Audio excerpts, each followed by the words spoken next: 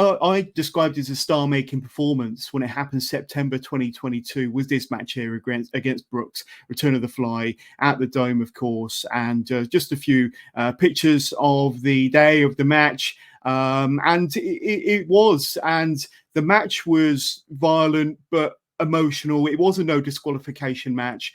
But I used to host the Progress Hype Show, and I described on the very next one after that match that was definitely a star-making performance for yourself. I know Brookes cut a very impassionate promo about you after the match. And like I say, I think that was a bit of a turning point for you, wasn't it? I think you described it as a turning point yourself, but take us back to that occasion.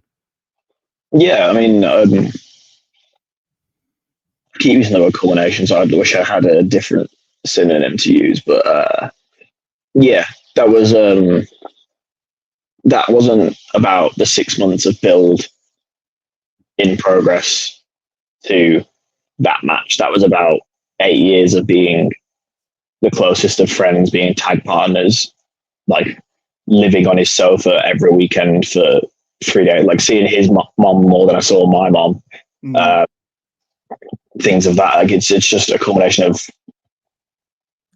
something more important than progress. And I don't mean that in a disrespectful way to progress. It's just to me and Chris, and then to the audience members who've been around longer than the new regime. This was something really special to get to have. And obviously it got pushed to the brink, and you had obviously Masa Takahashi and Lykos 2 ringside as well, which added to the drama.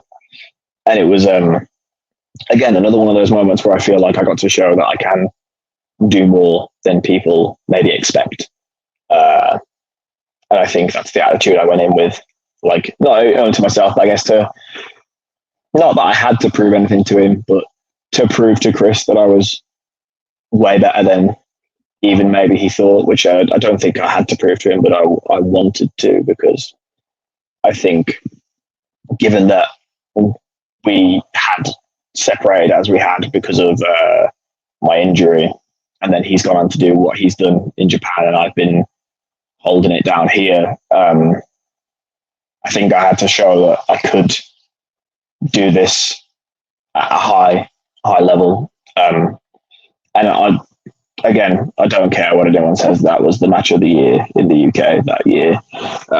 You can disagree. That's fine. And again, like, I think that's the one that had the most emotion naturally. It didn't require any gimmicks. It didn't, like, obviously it's no disqualification, but it didn't require any gimmicks to make the story of the match important.